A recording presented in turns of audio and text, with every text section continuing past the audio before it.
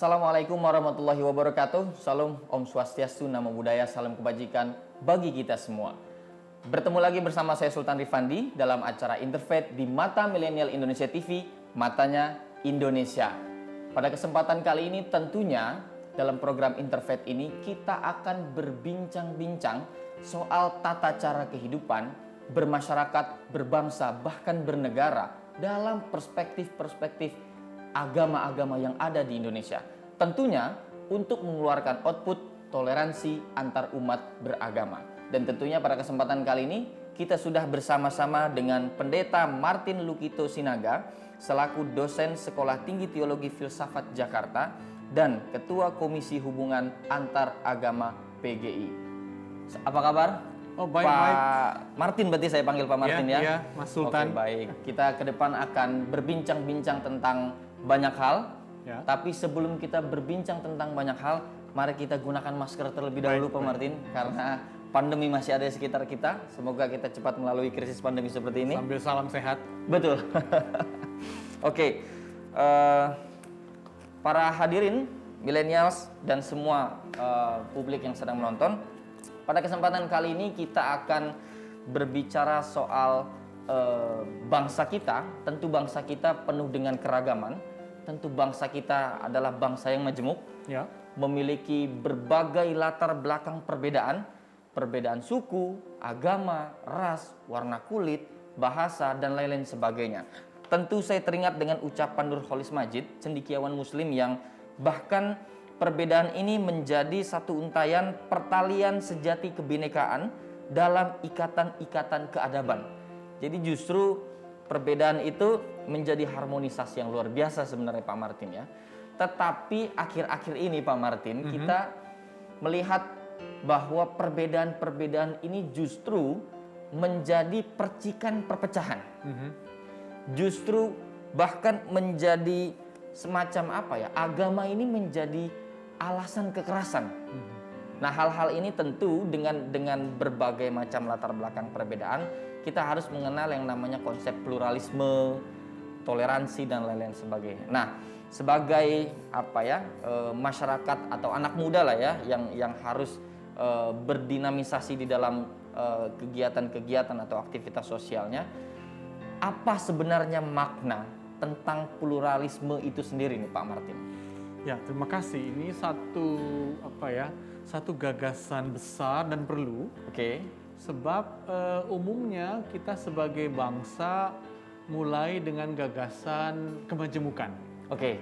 Bahkan sejak abad 14 katakanlah ya, dengan gagasan Bhinneka Tunggal Ika. Bhinneka Tunggal Ika. Kita telah mulai mengatakan bahwa ada kenyataan yang sedemikian beragam. Oke. Dan saat itu kenyataannya saat dinyatakan Bhinneka Tunggal Ika, ada Siwa, Hindu Siwa, dan Buddha ya, yang hendak bersama-sama, dan akhirnya ditetapkan bahwa Bhinneka Tunggal Ika Tanhana Dharma Mangarwa. Jadi saat itu bangsa kita mengatakan kemajemukan ini platformnya sebenarnya satu, tapi ada ekspresi yang berbeda. Nah, namun sekarang karena dunia semakin berkembang dan modern, maka kemajemukan diperkaya dengan gagasan pluralisme.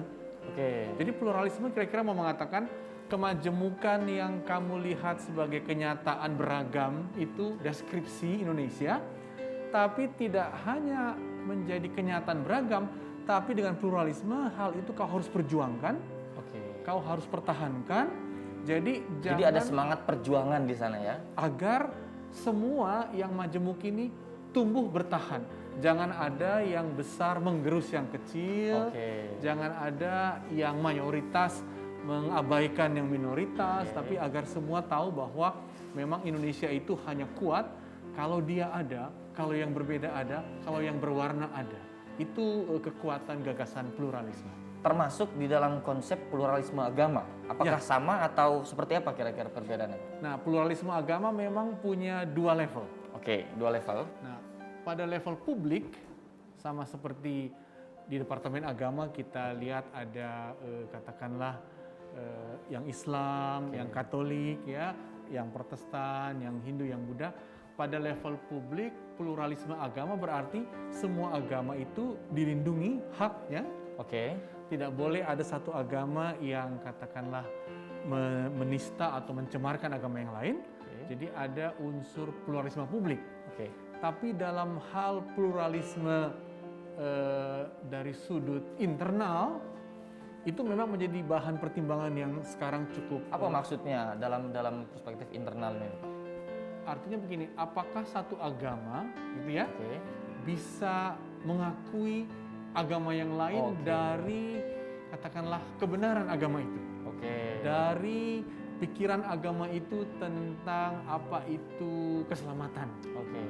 Jadi agama masih bergumul apakah dia secara internal bisa mengakui pluralisme, Oke. pluralisme teologis begitu. Jadi masuk wilayah keimanan itu memang agak-agak ini ya Pak ya, agak sedikit rumit gitu kira-kira. Pak, ya? Iya. Nah, Oke, di situ oke. pluralismenya memang kita harus agak hati-hati, tapi secara publik kita harus mengatakan pluralisme berarti kita komitmen untuk menjaga kemajemukan ini, bahkan kita mengatakan kalau kau tidak ada, yang berbeda nggak ada, aku rugi. Oke. Itu pluralisme publik. Artinya justru kalau semuanya sama, justru itu kerugian justru ya, Pak, ya? Kerugian sekali, membosankan sekali, dan Iya, akhirnya menciptakan konflik nanti Oke, supaya oke. Tapi kira-kira apa nih Pak tantangan dari pluralisme di Indonesia dalam perspektif Kristen? Karena kita tahu bahwa tidak sedikit konflik agama. Bahkan kalau kita lihat ada konstelasi politik atau apapun itu, kadangkala percikan-percikan konflik agama ini selalu mencuat, Pak.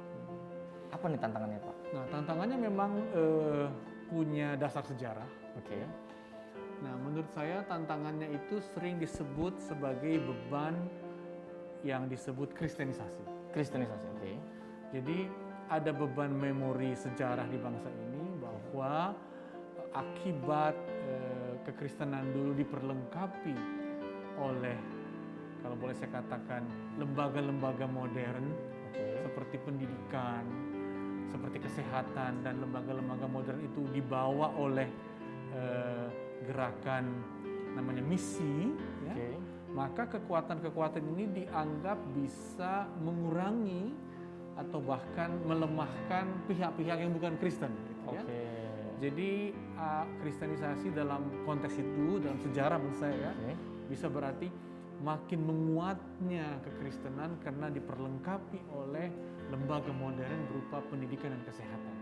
Nah, itu bisa menciptakan gesekan kepada tetangga yang merasa tertinggal, yang merasa tidak diperlengkapi oleh alat-alat modern dalam pengembangan kehidupannya. Nah, itu memang satu tantangan besar, dan proses apa yang disebut unlearn, ya, proses memikirkan ulang makna kehadiran Kristen itu menjadi proses yang paling penting dalam hal umat Kristen dan pluralisme saat ini. Kadang-kala sekeras apa ketika menemukan di lapangan ada penolakan kah atau menemukan kasus-kasus intoleransi itu separah seperti apa gitu kira-kira Pak Martin?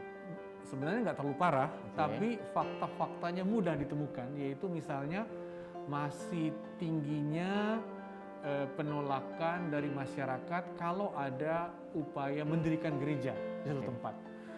Itu penolakan itu menurut saya punya memori, dan memori itulah yang saya sebut tadi bahwa kekristenan sudah cukup lama memperlengkapi diri dengan lembaga-lembaga modern, sehingga begitu dia mau hadir, memori itu muncul, ya, memori kristenisasi muncul dan melahirkan penolakan. Jadi menurut saya itu bukti-bukti prosesnya yang sebenarnya pemerintah kita mengupayakan proses negosiasi dengan tetangga, ya, dan itu menurut saya cara-cara mengatasi masalah itu. Tapi bagaimana kita cara mengajak dialog atau kita tahu bahwa latar belakang pendidikan masyarakat di Indonesia kan itu kan tidak merata, semuanya bisa punya pemahaman yang baik. Itu bagaimana kira-kira cara berdialognya itu, Pak? Saya kira memang masyarakat kita itu masyarakat yang punya kepekaan, punya hati, punya pikiran. Jadi menurut saya pengalaman-pengalaman masyarakat kita kalau kedatangan sesuatu yang baru, dan yang baru ini seolah-olah mau menggerus, ya, mengancam, maka masyarakat kita merasa tunggu dulu, gitu ya. Sehingga memang proses-proses istilahnya kulo nuwun, ya, proses-proses bertemu dengan masyarakat, proses-proses bersama-sama mengatasi masalah bahwa kalau kami hadir di sini, kami juga akan bermanfaat bagi kehidupan bersama, Oke. gitu ya. Menurut saya itu harus ditempuh. Jangan dia datang lalu dengan anggapan kami punya hak, kami punya kemampuan, kami harus mampu di sini. Jadi proses sosialisasi, klunuon, mengembangkan kerjasama-kerjasama untuk kehidupan yang lebih baik di satu tempat, menurut saya itu menjadi cara kita mengembangkan kehadiran gereja, pluralisme yang lebih bersahabat di negeri kita. Artinya kalau terdapat banyak respon yang beragam gitu ya Pak ya, apakah pada akhirnya kita katakanlah pluralisme agama ini bisa menjadi ancaman atau justru bisa menjadi modal bagi kerukunan antar umat beragama nih Pak? Nah, itu dia, itu pertanyaan yang tepat sekali. Dia menjadi ancaman kalau kemajemukan ini dirumuskan dengan saya yang kuat, kamu harus ikut. oke. Itu akan menjadi ancaman karena yang lemah suatu saat akan mengintai dan kapan kesempatan untuk membalas, kan gitu. Oke.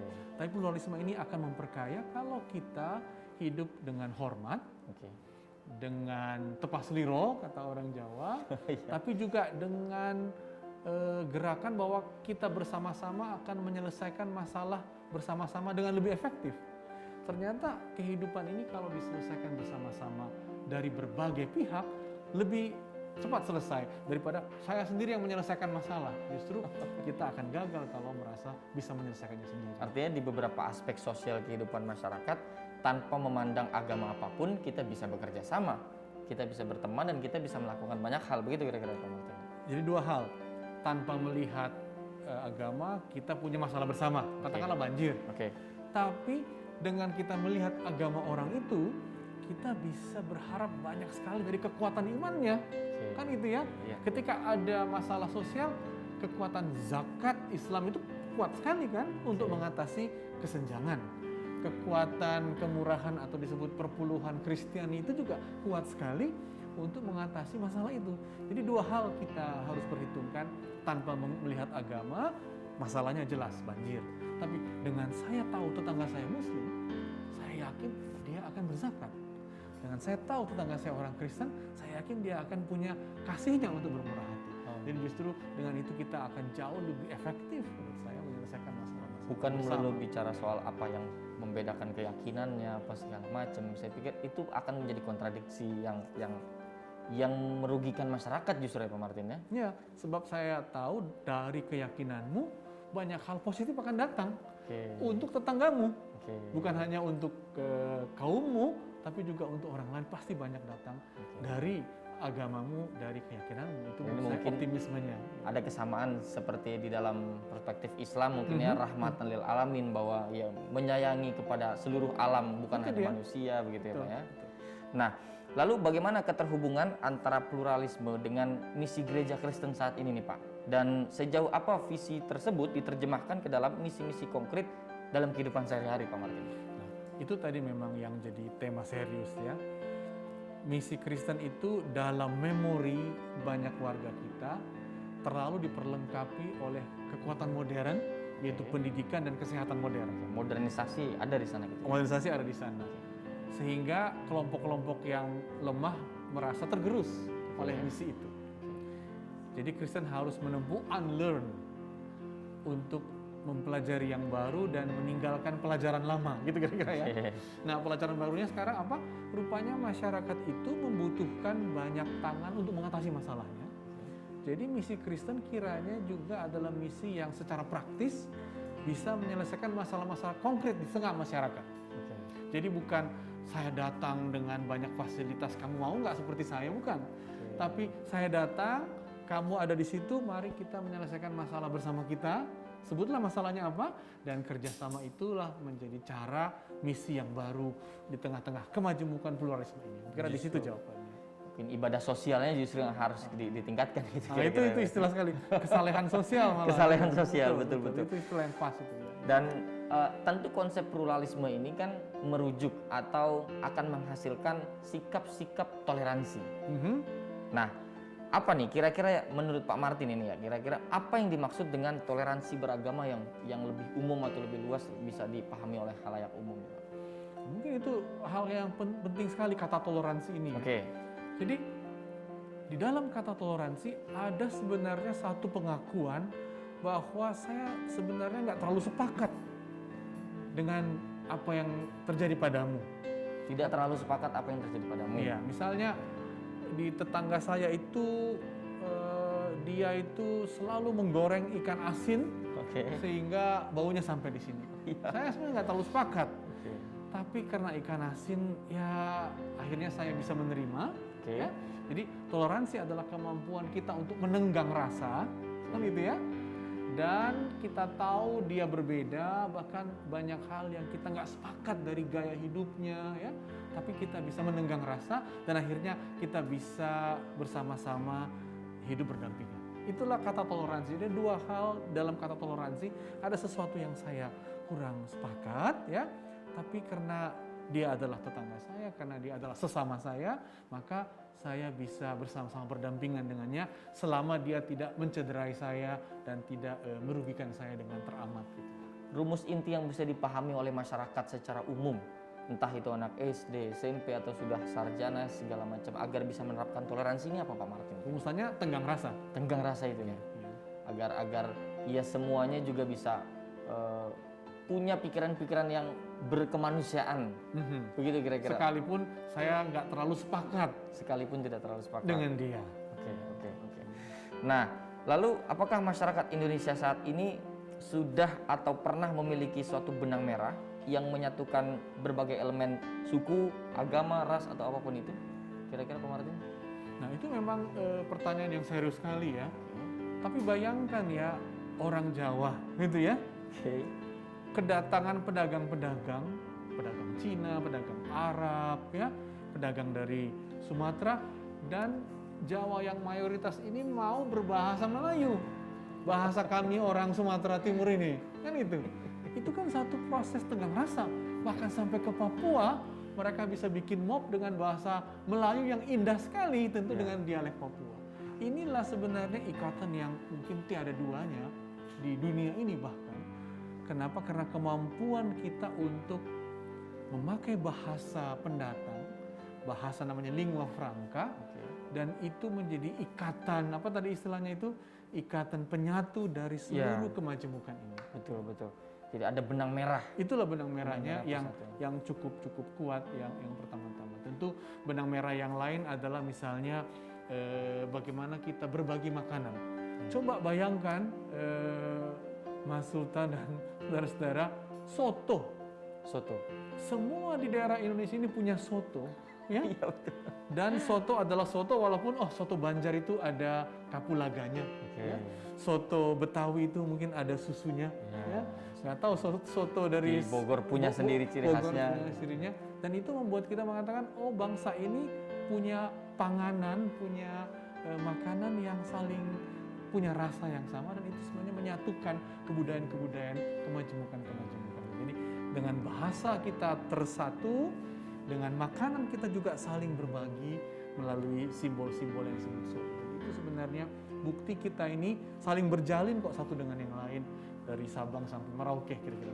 Artinya toleransi tidak hanya diterjemahkan pada konsep agama saja. Oh tidak. Bahkan soto pun itu punya konsep toleransinya gitu Pak ya.